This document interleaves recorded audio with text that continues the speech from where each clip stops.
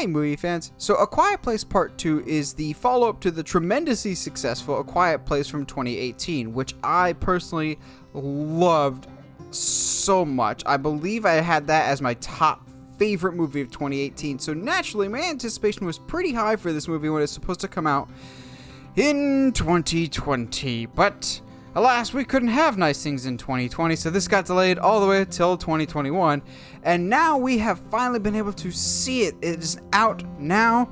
Does it live up to the legacy of the first one? Is it a solid continuation? Is it better than the first one?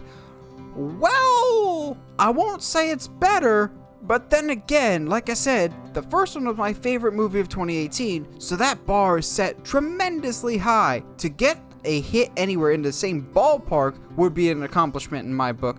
So for that reason alone, I consider this a hit for this movie. This is a really, really solid, good follow-up to the first A Quiet Place, which honestly, coming out of the theater the first time I watched A Quiet Place, I thought, okay, this is this story. I can't really see where a sequel's gonna go from here. Then John Krasinski was just like, nope, I got more ideas. I got an idea for a second one, and so Paramount was just like, go for it. Make another one. Do your thing, John. We have faith in you.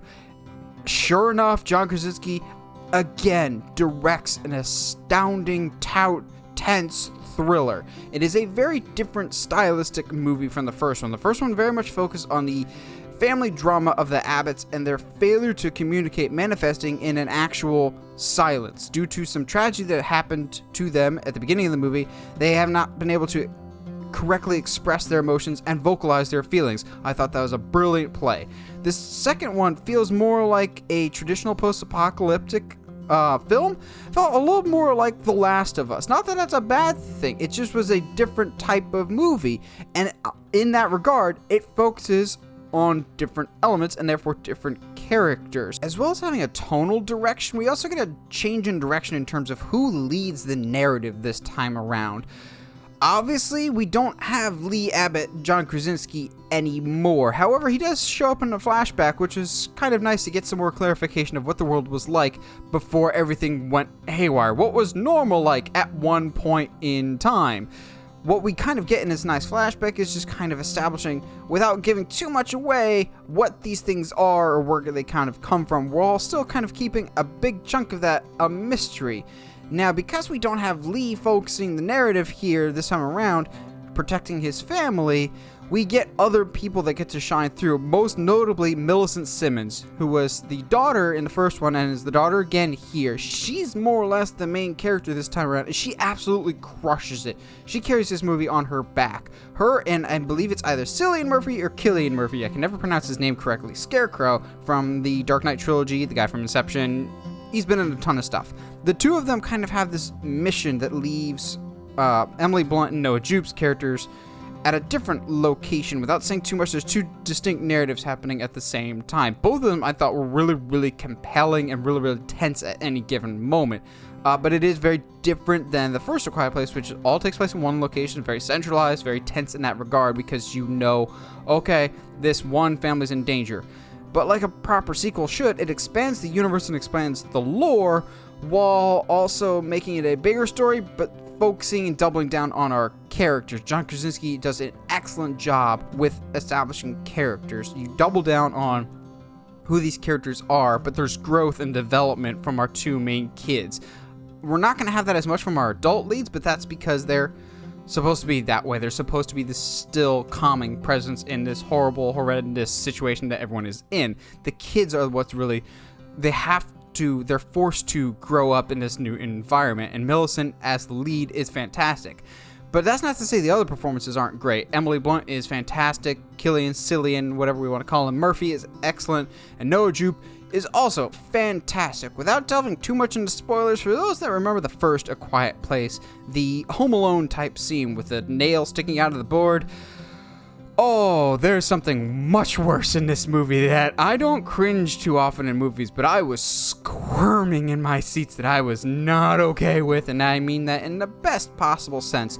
You also get Marco Beltrami returning, who is the guy that scored the music for the first movie, returning once again for A Quiet Place Part 2. He brings back certain familial familiar terms and themes from the first one, but also kind of changing it up while keeping it fresh. There's a couple times with the score that you're like, this is familiar, but different, but it also makes sense in the context of the scene. Now, I will say, I could have used a little bit more of this movie in the sense that when it ends, it just ends, like, cut to black. I looked at Heather because we saw it together in the theater, and we're just like, oh, I guess that's the end of it. I mean, it was fine, but maybe have at least a minute or two of wrap up. It was almost kind of like how I said Bill and Ted 3 Face the Music had a really abrupt ending. This is even more abrupt than that. This just cuts to black. However, I can kind of see how we might get a third one. It's not as overt. I said I couldn't see how they make a sequel to the first A Quiet Place, and we got one. I can kind of see more of a roadmap for a third one as opposed to not knowing how they would make this second one. I'm still kind of scratching my head of where the direction would be. Not saying I wouldn't want it. Glad it's not my responsibility to think of a new Quiet Place, though. I want this universe to continue. I love this universe. I really like the direction that John Krasinski has taken it. He is a master of tension. There's several scenes in this, just like the first one, that I'm white-knuckling, just holding my breath, going, oh, no, no, no, no, no, no. To the point that when the movie ended, I just let out this big, whew, okay, I can breathe again. I can relax. It's all good. Because when it ratchets up the tension, it really ratchets it up. That's my other negative, is there's a great, tremendous, edge of your seat, tense scene towards the middle. And then the ending is not nearly to that level of tenseness. Like the original Quiet Place, the tension and the nerve-wrackingness just kept building and building and building and escalating to the point that you're just like, I'm gonna burst if nothing happens soon. Whereas this, like, it had that build up and build up and build up in the middle, and then when we get to the end, we're just like, oh, okay, so the stakes weren't nearly as intense this time around for the ending. But it does build on the previous movies without saying too much. It builds on stuff that was established in the first movie. It progresses the characters in a good direction. It rounds them out more. It fleshes out the world more. And those are factors that you really need in any good sequel. So by and large, I'd say this is a tremendous sequel. It's not as good as the first one, but then again, that bar to me is so tremendously high that it almost is impossible to match that level of quality. But to say that it's in the relative ballpark of quality is no small feat, and so I applaud everyone involved with this, especially John Krasinski.